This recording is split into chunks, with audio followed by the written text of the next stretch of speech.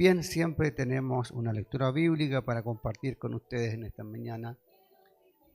Siempre tenemos algo que compartir con ustedes y en esta ocasión vamos a estar leyendo su palabra en el segundo libro de Samuel, capítulo 12, el verso 13. Ahí tenemos nuestro texto base para compartir con ustedes también la gloriosa palabra de Dios. ¿Ya la encontró? Segundo libro de Samuel, capítulo 12, el verso 13. Ahí tenemos un verso que nos va a acompañar el día de hoy para estar compartiendo con ustedes siempre un pensamiento de la gloriosa palabra de Dios. Está ya en su pantalla y vamos a leerla ahí, que está con letras harto grandes. Dice: entonces dijo David a Natán: pequé contra Jehová. Natán dijo a David: también Jehová ha remitido tu pecado, no morirás. Bien, y gracias a Dios damos por su palabra. El título dice: la dicha de ser perdonado. Qué importante es el entender el concepto del perdón, y lo que el perdón produce es una dicha, es una felicidad, es una alegría que viene desde adentro del corazón, es algo genuino por haber recibido algo tan preciado como es el perdón.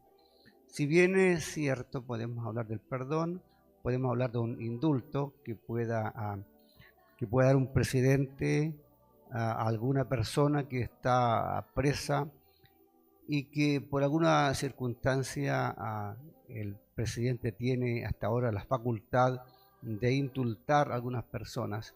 Algunas lo hacen bien, otros se equivocan, pero existe este perdón de parte del gobierno, del presidente de turno, y yo creo que es muy importante para las personas que alcanzan el perdón el estar preso tal vez a cadena perpetua y poder alcanzar la libertad. Debe ser un gozo también, una alegría grande para las personas que alcanzan esta benevolencia de parte de una persona en este mundo. Pero cuando hablamos de Dios, esto cobra relevancia, porque no estamos hablando del presidente de la República, no estamos hablando de una persona normal, sino que estamos hablando del juez del universo, del juez supremo, del juez soberano, desde la eternidad hasta la eternidad. Por lo tanto, el perdón de Dios va más allá que un indulto, va más allá de un perdón de una persona, sino que tiene que ver con el carácter de Dios, siendo Dios un Dios tres veces santo, un Dios justo, un Dios fiel, un Dios verdadero en el cual no hay engaño, en un Dios que no tiene sombra de variación, en un Dios que no se equivoca, que no comete pecado, que es íntegro, que es recto, y todo lo demás.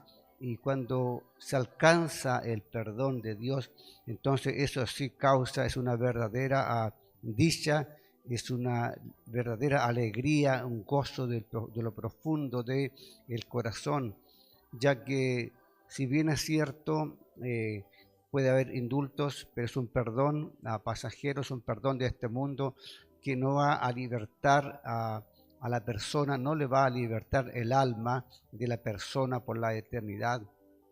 Sin embargo, el perdón de Dios persiste para siempre. Dios perdona y lo perdona nuestros pecados sin acordarse más de ellos. Malaquías habla de que cuando Dios perdona, echa los pecados a lo profundo de la mar, ¿verdad? Y nunca más se acuerda de ellos. Y es por eso que debe ser tan importante considerar el perdón que viene de parte de Dios, de alguien que ha pecado, de alguien que ha fallado, de alguien que se ha equivocado, ¿verdad? Porque hay mucha gente que se equivocan o nos equivocamos a pesar del conocimiento que podamos tener, a pesar de la mucha información. A veces tomamos malas decisiones que en el fondo son son pecados que uno va cometiendo, a veces lo cometemos a diario y son pecados pequeños, normalmente son pecados por ignorancia o porque nos equivocamos. Pero hay otros pecados que se hacen en forma voluntaria, con todo el razonamiento. Y Dios es un Dios tan grande y tan compasivo, que es un Dios perdonador. Y el alcanzar este perdón de parte de Dios es lo que causa la dicha, el gozo, la alegría, la felicidad de haber sido perdonado por Dios, que no es cualquier persona, sino que es el juez del universo.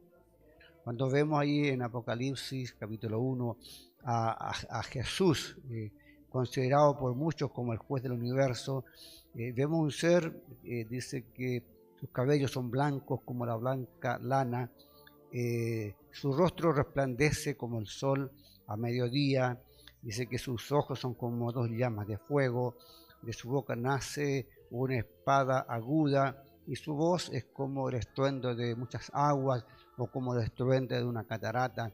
Sus vestiduras dice que llegan al suelo, estaba vestido con por el pecho con un cinto de oro y sus pies son como el bronce bruñido.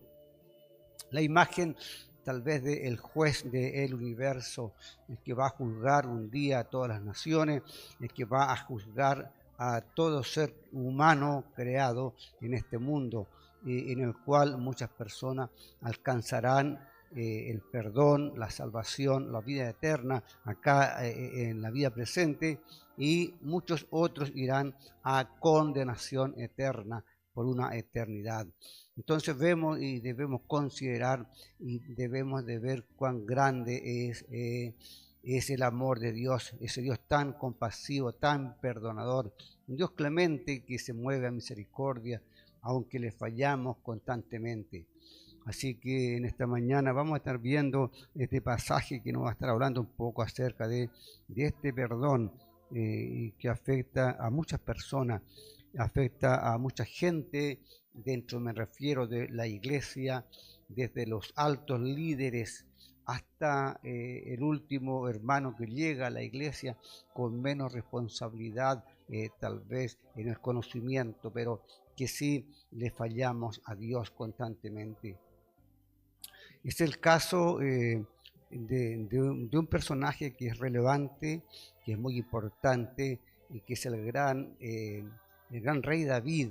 Hemos hablado mucho se ha hablado del rey David, esta persona que sobresale, es tal vez el mejor rey de Israel, es el rey que es según el corazón de Dios, es un rey que tiene características buenas, que se equivoca como todos nosotros, que comete a veces faltas graves, pero que tiene un corazón tan sumiso y tan humilde que él sí se puede arrepentir de todo corazón de los pecados que ha cometido. Y este varón ha cometido un gran pecado delante de Dios. Es un pecado que es una falla grave ante Dios, porque es un hombre que tiene el conocimiento, que conoce la ley de Dios y ha sido seducido, ¿verdad?, por el pecado y ha caído en la tentación de fallarle a Dios. Para eso Dios envía a su siervo, un profeta, para informarle a David acerca de su pecado. David ha ocultado su pecado alrededor de un año. Hace un año aproximadamente que él ha estado en silencio, ha ocultado el pecado, tal vez podríamos decir, delante de la sociedad, delante de las personas que están ahí. Aunque muchos se dieron cuenta, seguramente, perdón.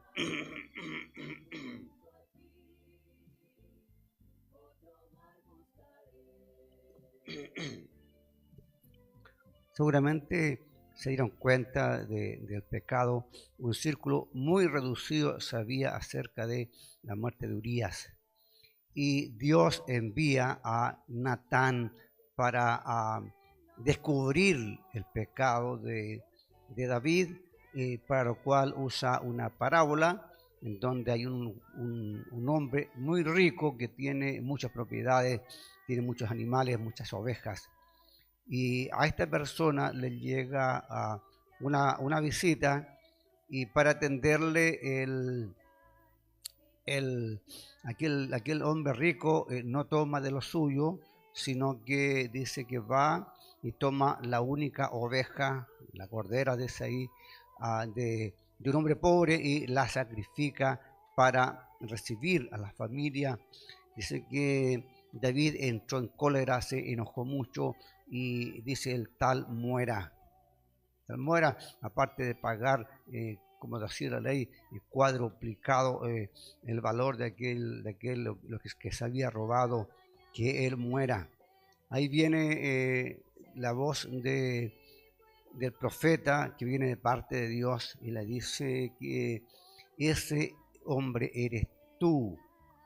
Yo imagino el rostro de David, cómo él se siente, cómo él reacciona a lo que Dios está hablando a través del profeta, cómo Dios viene descubriendo, ¿verdad?, lo que está oculto, lo que nadie sabe, lo que nadie conoce. ¿Cuál es el pecado grave que ha cometido David? Es un pecado de adulterio.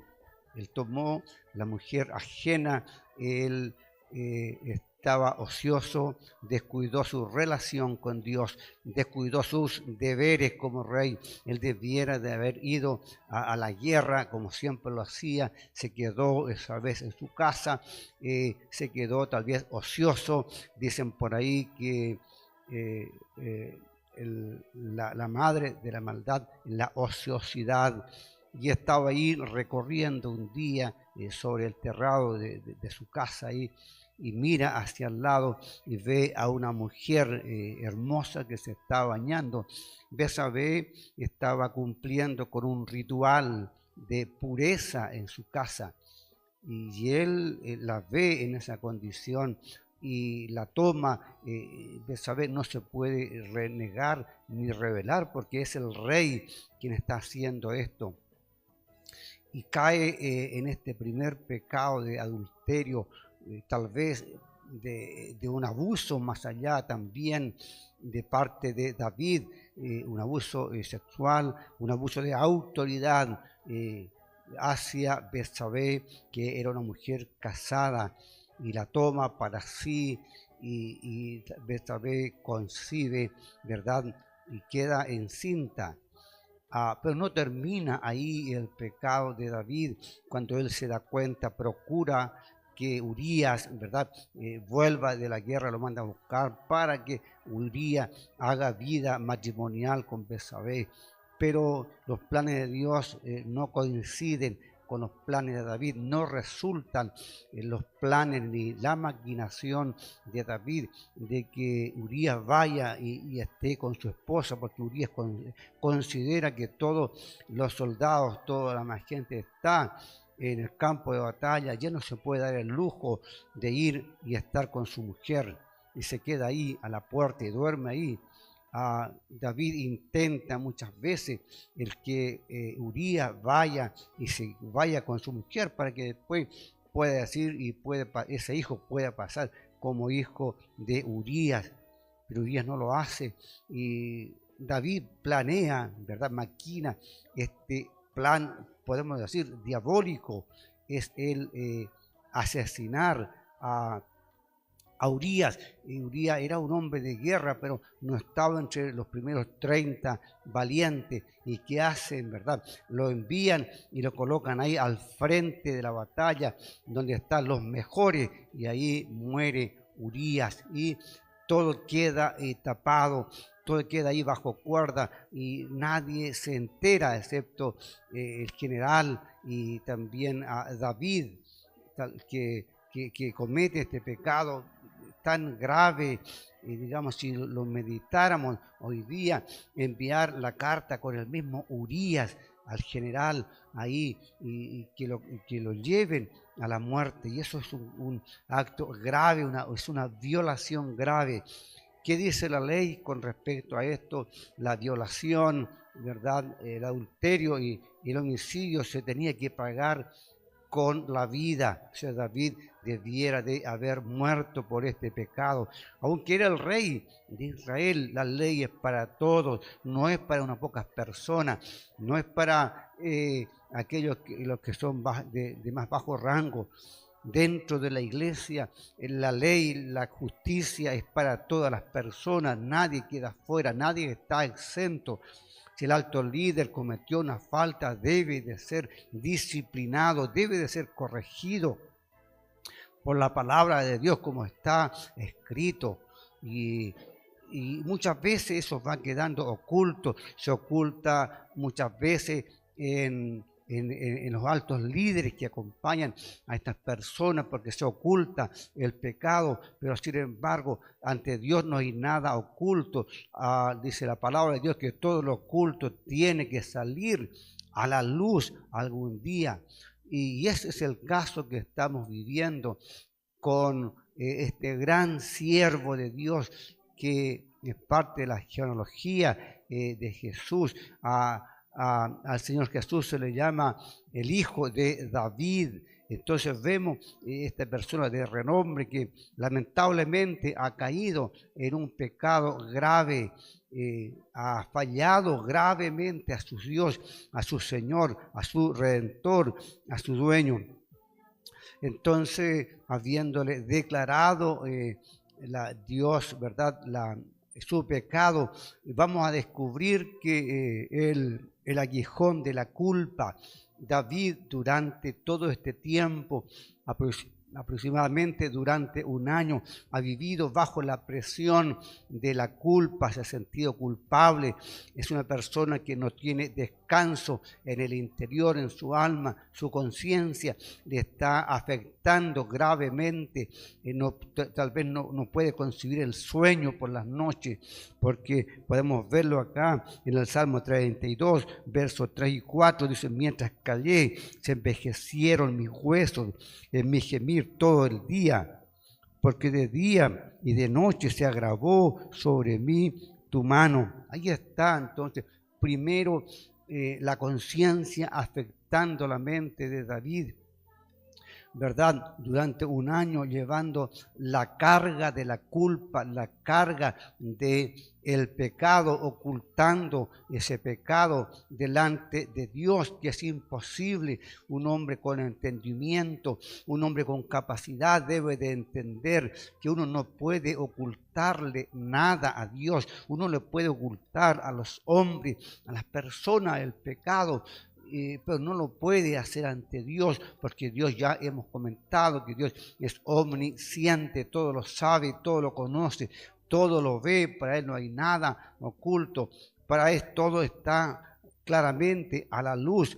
Y sin embargo, David no tuvo la capacidad de arrepentimiento genuino delante de Dios, y eso lo marcó durante todo este tiempo donde la enfermedad, dice que sus huesos se envejecieron, sintió el peso, el cansancio digamos, en ese entonces tal vez le afectó la depresión por la culpa que había en su corazón de haberle fallado a Dios, al Creador, al Redentor, al Papá, que muchas veces cuesta tanto, cuesta dolor para los que verdaderamente amamos a nuestros padres cuando les fallamos en este mundo, ¿verdad? Y eso afecta mucho nuestra mente, nuestra conciencia, porque le fallamos a nuestro Padre terrenal. Cuánto más cuando le fallamos a Dios, y fue la condición de que sufrió David. De día y de noche estuvo el martirio de la culpa, porque la culpa va a afectar gravemente a las personas que tenemos conciencia, nos deja dormir, nos deja estar tranquilo porque uno cometió una falta, y aun cuando le pedimos perdón, queda ese rastro en nuestra conciencia de haberle fallado a ese ser querido que ha hecho tanto bien a nuestra vida. Y pasó con la vida de David, de tanto sufrimiento a causa de la culpa, a causa del pecado. Es como un gusano que está por dentro carcomiendo el cuerpo y la mente de las personas. Es un parásito que está ahí día y noche atormentando a las personas. Es la culpa de las personas. Por otra parte está la amonestación de parte de Dios, que está agravando ahí la vida de las personas, la vida de David, para que David pueda tomar conciencia y pueda proceder al arrepentimiento que tanto necesita. Ahí está entonces Dios también afectando la vida de este rey David, este gran hombre de Dios. Entonces la conciencia es el juez que no tranza.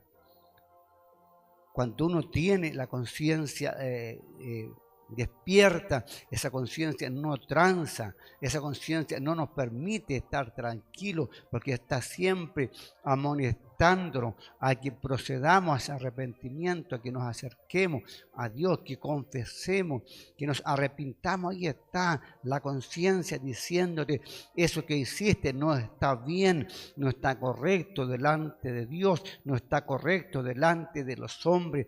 Y está la conciencia obrando dentro de cada uno de nosotros, que tenemos conciencia, que sabemos perfectamente lo que es bueno y lo que es malo. Ahí está la conciencia afectando nuestra vida.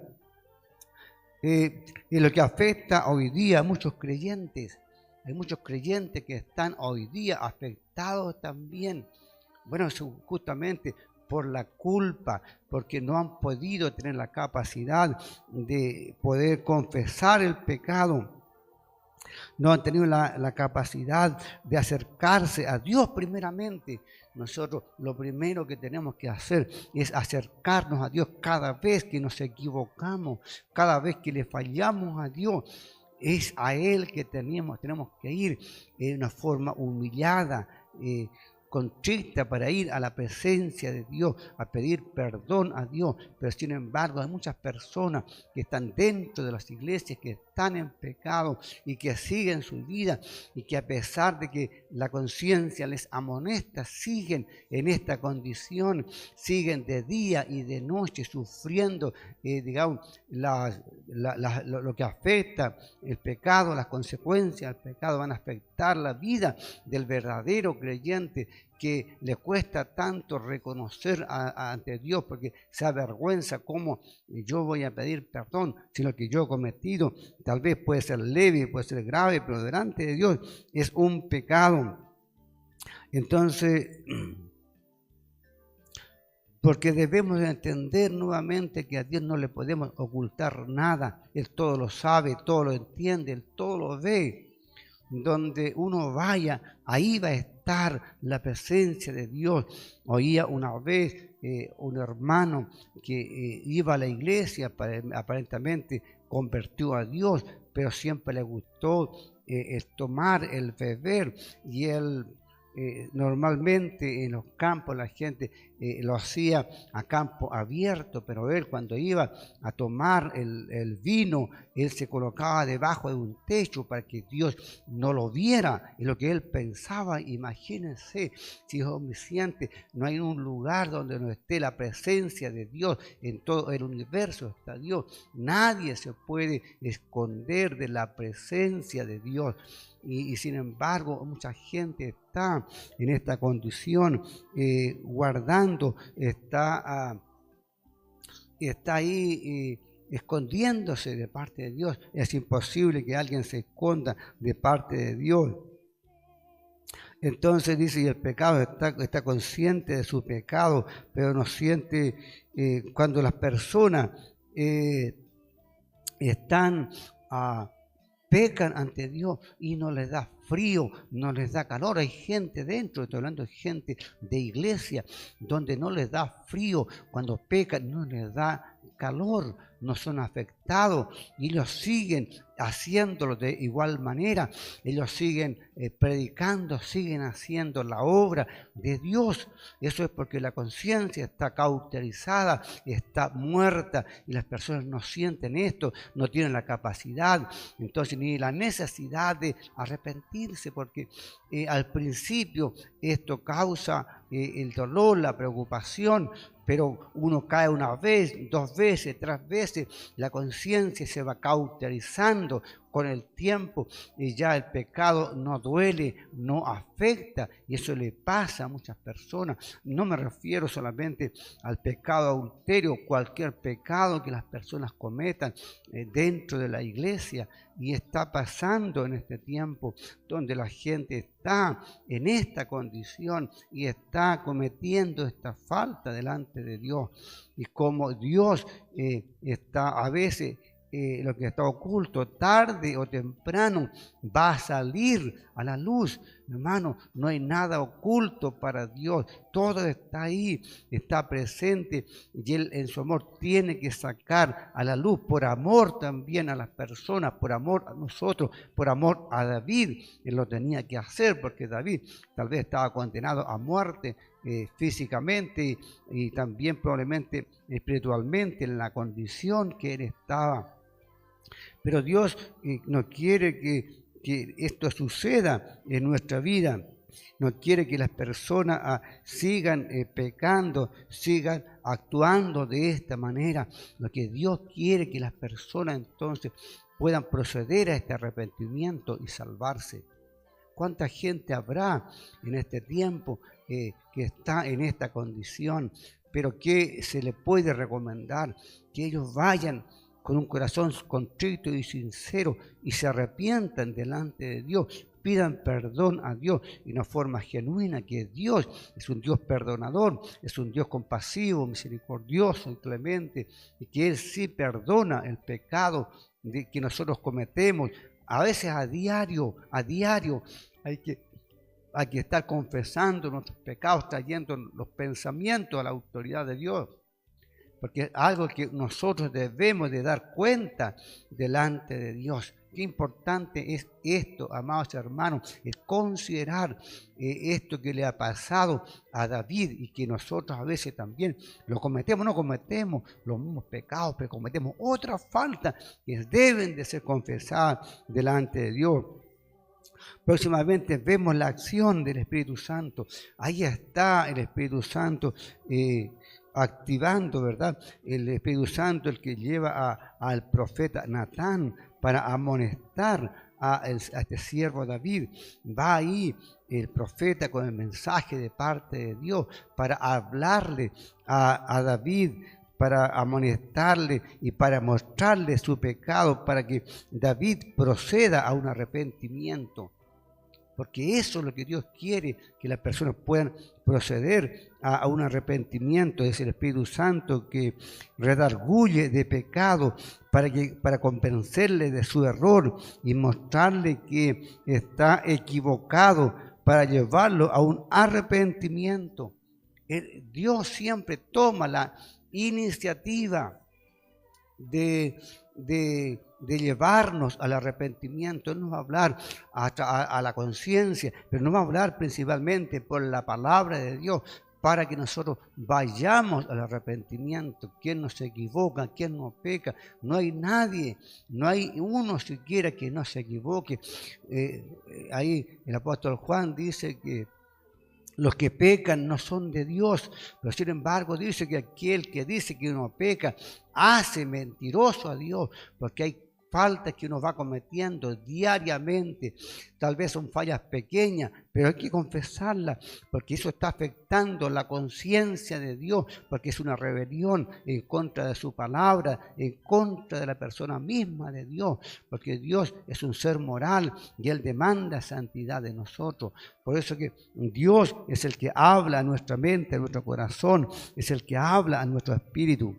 Y Él es que está redarguyendo siempre en nuestro corazón, siempre está ahí, por amor de nuestras almas, para que no se acumule el pecado y eso produzca lo que se conoce como endurecimiento, como porosis. Se va endureciendo el corazón, se va encalleciendo, ¿verdad? Hasta el momento en que ya la conciencia no da más y se satura, y ya la conciencia entonces se queda cauterizada y uno empieza a pecar cada vez más, va cometiendo más falta, más falta, más falta. Al final uno termina afuera, lejos de Dios, o a veces dentro de la iglesia, pero muerto espiritualmente. Por eso que es importante la obra gloriosa del Espíritu Santo, de estar ahí siempre amonestando nuestra vida, siempre hablándonos, siempre. Usted se puede dar cuenta que a través de la palabra siempre Dios va a estar mostrando el camino, Dios va a estar hablando a nuestro corazón y a nuestra conciencia para que no haya ningún impedimento, para que oremos, para que estemos en la presencia de Dios, para que estemos ahí en una forma libre, sin nada que se oponga, sin nada que nos acuse nuestra conciencia. ¿Por qué? Porque nuestros pecados tienen que ser confesados. A la gente no le gusta hablar de pecado, pero es lo que más cometemos diariamente. Hay muchos que no quieren tocar la palabra pecado, no se quiere que se predique, que se enseñe. ¿Por qué? Porque estas personas están afectadas por el pecado. Por eso no quieren, les molesta el pecado, les molesta que se les hable del pecado. Pero si no lo hacemos, entonces, ¿cómo vamos a llegar al arrepentimiento? ¿Cómo vamos a pedirle perdón a Dios? Si no lo hacemos, es nuestro deber, no tan solo por ustedes, por nosotros mismos, por mí mismo. Yo debo de considerarme y debo de pensar y entender cuánto le fallo a Dios. A lo mejor le fallo más que a usted, pero mi vida debe de ser una vida de arrepentimiento. ¿Qué produce ahora?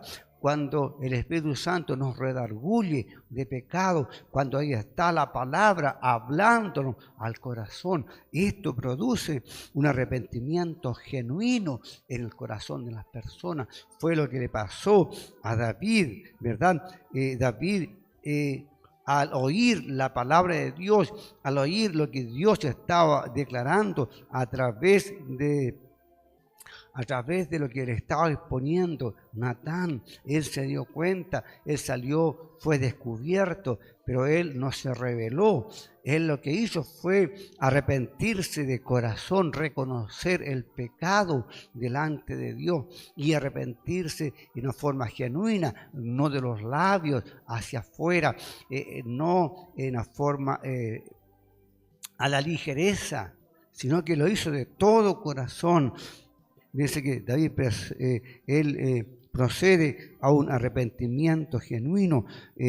Su pecado es directamente hacia Dios. El pecado que había cometido David fue directamente a Dios.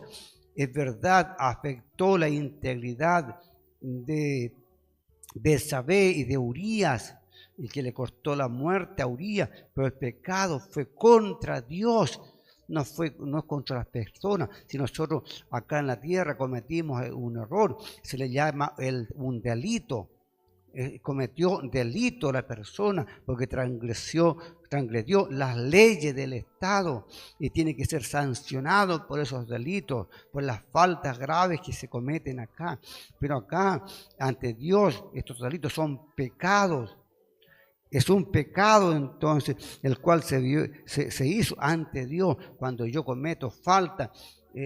Si bien es cierto, yo le fallo a las personas, pero el pecado lo cometo contra Dios. Contra Dios. Yo ofendo a Dios con mi actitud, afecto a Dios con mis acciones, afecto a la conciencia de Dios. Lo hemos visto ya en nuestros estudios que hemos tenido durante los días pasados. Vamos a afectar la conciencia de Dios porque la conciencia de Dios es diferente a nuestra conciencia.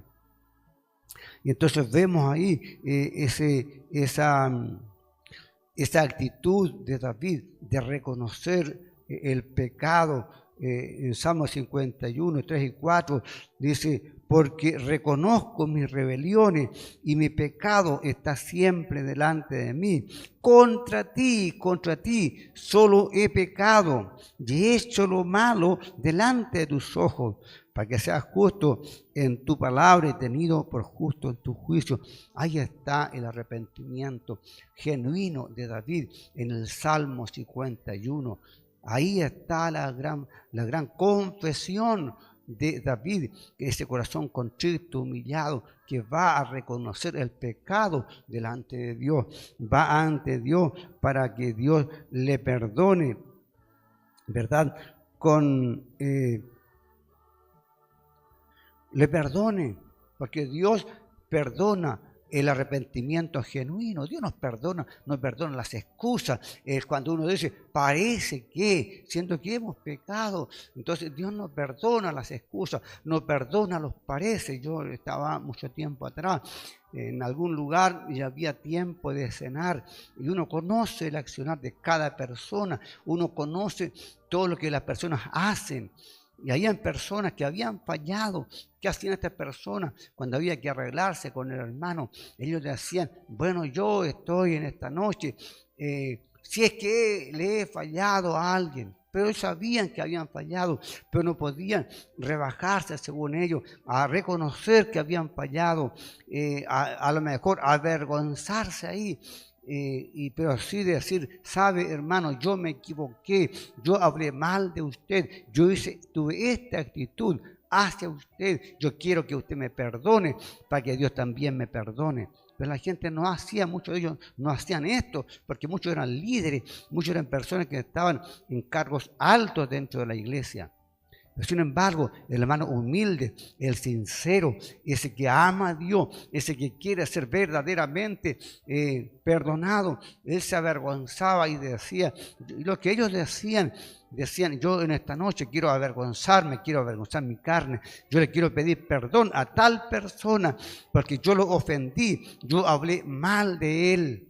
Yo cometí esta falta y las personas con un corazón sincero pedían perdón a Dios y le pedían perdón a la persona. La gran diferencia de las excusas que mucha gente presenta hoy día por no ser afectado.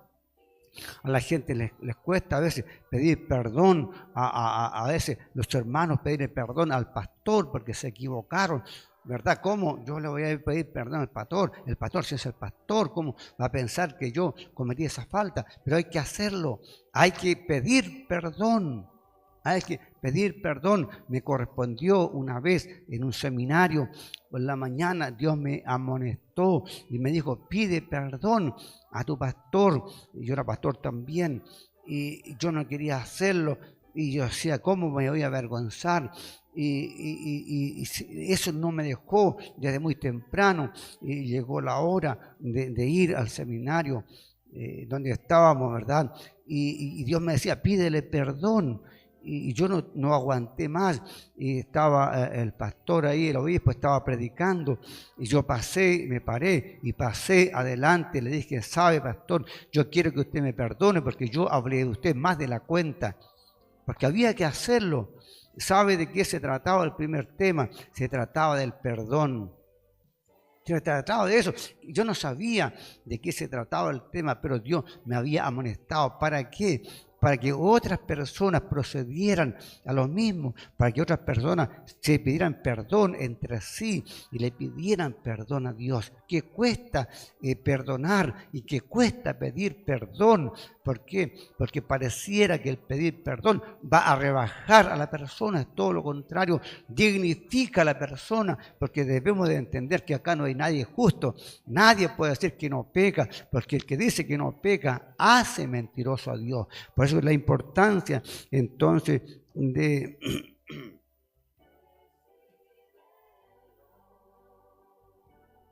el pedir perdón.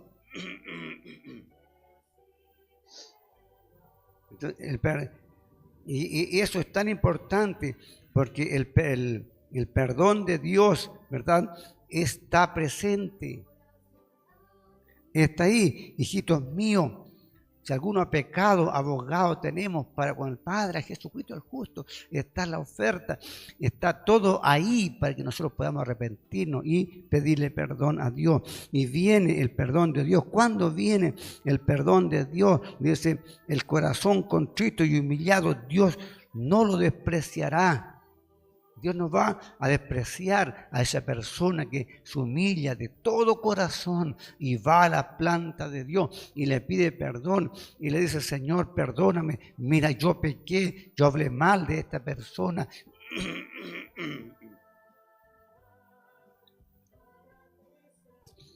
Yo lo traté mal.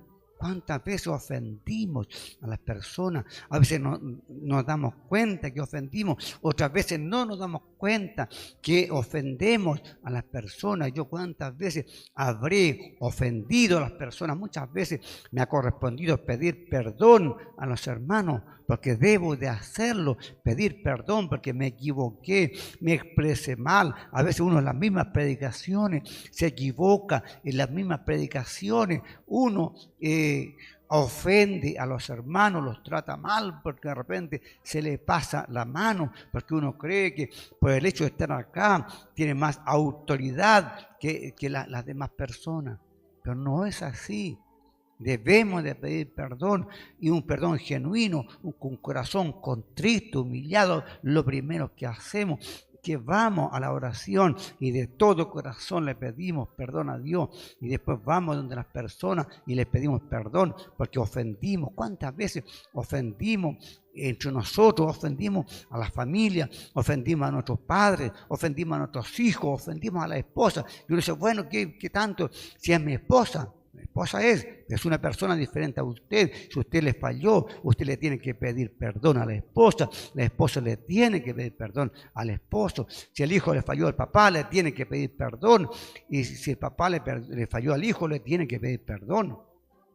Cuando el Gilbert se equivocaba antes, me decía, perdón papá. Siempre lo hacía y debe seguirlo haciéndolo cuando se equivoca, porque todos nos equivocamos, todos debemos de pedir perdón a Dios y perdón también a las personas, porque es el Señor ahora el que escudriña el corazón, que Dios ve verdaderamente el corazón arrepentido. Dios vio el corazón arrepentido de David, Él lo vio, Él lo conoció porque Él discierne los pensamientos del corazón. Él vio ese corazón arrepentido, humillado, vio el semblante, vio, porque el cuerpo se quebranta, se cae, se descoyunta cuando uno reconoce, cuando uno peca, pero ahí es Dios quien dictamina, es Él el que conoce. Entonces, ¿cómo estamos pidiendo perdón? Si lo estamos haciendo de forma genuina o de labios hacia afuera o solamente por una excusa. Es Dios entonces que va a dictaminar qué es lo que realmente pasa en nuestros corazones. Es Dios el que conoce la vida, ¿verdad?, de cada persona. En la condición hoy día de muchas personas que están ahí pidiéndole, viviendo esta vida, esta condición de pecado delante de Dios. Pero hoy día nos encontramos que Dios perdonó a este gran siervo, a este gran rey que cometió muchas faltas. David cometió muchas faltas delante de Dios, pero Dios estuvo ahí siempre para perdonarlo. ¿Por qué? Porque Dios fue un hombre que le falló como a todos nosotros, pero sin embargo también Él supo arrepentirse. Él reconoció su pecado de lo más profundo del corazón. Él sintió el dolor del pecado, sintió lo que afecta el pecado, sintió la separación, ¿verdad?, de Dios. Cuando uno se siente ahí lejos de Dios, se siente avergonzado por el pecado. Él sintió el peso de la vergüenza, el dolor. A veces vio como que Dios era indiferente a él, porque ahí como que se agravaba la mano de Dios en la vida de él. Y él sintió todo esto en su corazón. La lejanía, cuando se enoja, ¿verdad? De repente se enoja el esposo con la esposa, pero es un enojo que no es para siempre, es un proceso. Y ahí está el que se equivocó, entendiendo que sí se equivocó, acercó, y sí sabiendo que causó dolor a su amada, y ahí tiene que acercarse ahí y pedirle perdón, no por si acaso, y tiene que decirle: perdóname, porque yo me equivoqué y yo fallé. Cuando David se arrepiente, él no va a echarle la culpa a Betsabé. Él no dijo: mira, Señor, que Betsabé estaba ahí, se estaba bañando y yo la vi. No fue a decirle eso. Él le fue a decir que él había pecado directamente ante Dios. Él le había fallado a Dios, porque nadie tiene derecho a hacer eso. Aunque alguien vea una mujer desnuda, no tiene ningún derecho de acercarse, ni de hacerle daño, ni nada, absolutamente nada. Nosotros, así como a David, él fue y se arrepintió y pidió perdón y reconoció su pecado y fue perdonado por Dios. En el instante David sintió ese alivio, la carga, se reanuda esa relación con Dios, fluye la oración, donde uno puede orar sin vergüenza, ¿verdad? Puede orar sin que la conciencia esté ahí afectando la mente de la persona. Y podemos ir confiadamente al trono de la gracia para alcanzar misericordia y hallar gracia para el oportuno socorro.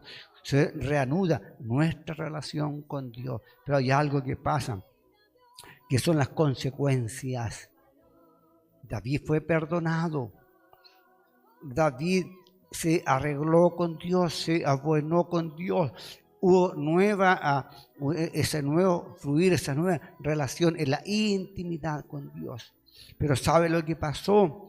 Entonces vinieron las consecuencias del pecado. Hay tres cosas que ocurren en esta consecuencia.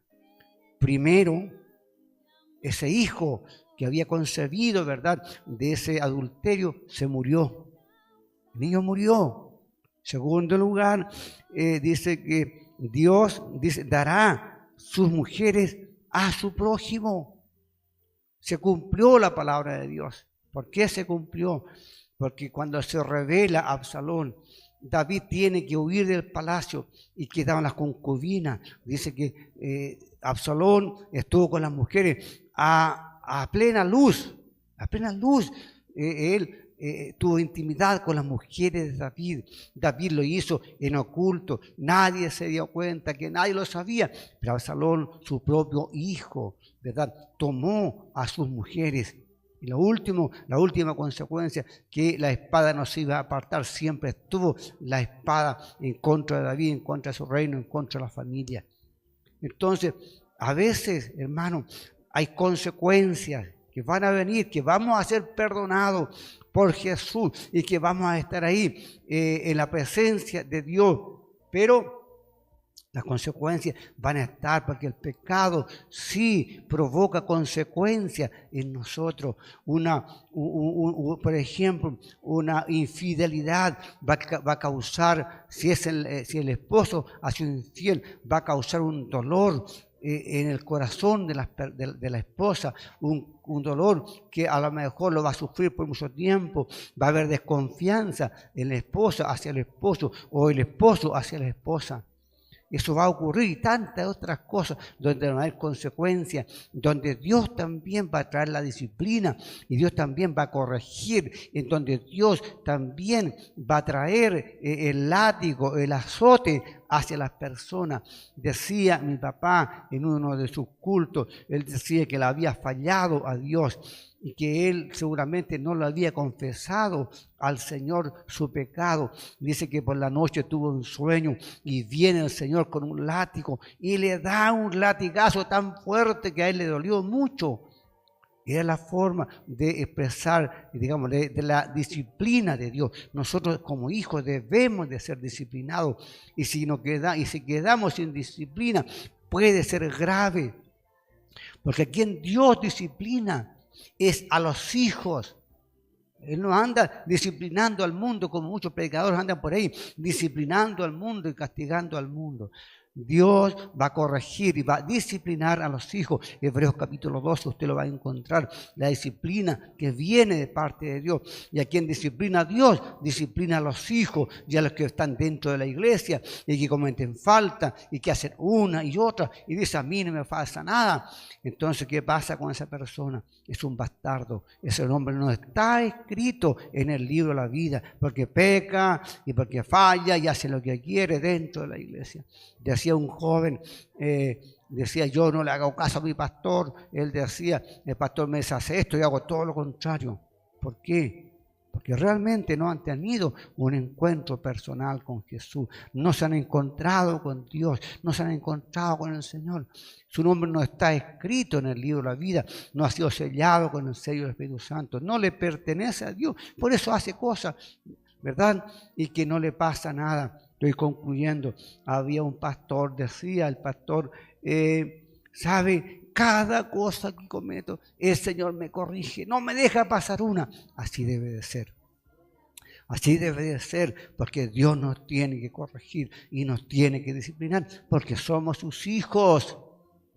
Eso es, somos sus hijos y nos tiene que disciplinar. Así como el padre disciplina a sus hijos, la madre disciplina a sus hijos, le tiene que disciplinar, le tiene que enseñar las cosas buenas, para que el día de mañana el hijo sea una persona de bien, sea una persona que va a ser útil a la sociedad, va a ser útil a la iglesia y una bendición para sus padres. Que en esta mañana Dios les bendiga y pueda usted disfrutar de la dicha de el perdón. David fue perdonado. David fue perdonado grandemente. Dios le perdonó. Recuerde, pero el pecado trae consecuencias. Concluyo ahora. David se le ocurre hacer un censo. Se le ocurre hacer un censo. No tenía que hacerlo, ¿verdad? Y el general le dijo: no lo hagas. ¿Pero qué hizo él? Él porfiado lo hizo. Graves consecuencias. Habían 3 cosas que él debía elegir. Él eligió el juicio de Dios y no dijo que era mejor caer en manos de Dios que en manos de los hombres, y él sufrió la consecuencia, no tan solo él, sino que todo el pueblo de Israel. El pecado tiene consecuencias. Ahora, lo importante es que nos tengamos que arrepentir de todo corazón, de lo más profundo de nuestro corazón, y vamos a tener el verdadero perdón de Dios. Vamos a estar orando ya al Señor. Amado Dios, te damos muchas gracias en esta mañana. Hemos tenido este tiempo de reflexión de tu palabra. Permite, Señor, que cada uno de nosotros pueda examinar su vida, pueda examinar su corazón y podamos, Señor, al ver el pecado, al ver que hemos ofendido, arrepentirnos delante de ti con un corazón contrito y humillado, Señor, y tú conocerás nuestro corazón, y si lo hemos hecho, Señor, de todo corazón, entonces, Señor, seremos perdonados por Dios, aunque a lo mejor hayan algunas consecuencias. Oramos para que esta palabra haga vida en nosotros, los presentes, y también en aquellas personas que están dentro de la plataforma, para que todos podamos proceder a un arrepentimiento y Dios nos salve, nos perdone y podamos reanudar nuestra intimidad y nuestra relación con Dios. Oramos también por tantas personas que están en la plataforma, que creen que te conocen, pero no te conocen, para que sea el Espíritu Santo que les convenza de pecado, que les muestre que como persona todo ser humano nace pecador, Señor Jesús, y con el tiempo, Señor, necesitamos arrepentirnos de nuestros pecados. Al arrepentirnos, pedirle perdón a Dios para que Dios nos perdone, y Él, como es grande en misericordia, Él los perdonará. Señor, porque a eso vino, a dar su vida por nosotros, para que nosotros tengamos vida y vida en abundancia, Señor, que el Espíritu Santo, Señor, dé testimonio a estas personas que han confesado a Dios en su corazón. Con toda la sinceridad oramos por todas las necesidades que están ahí.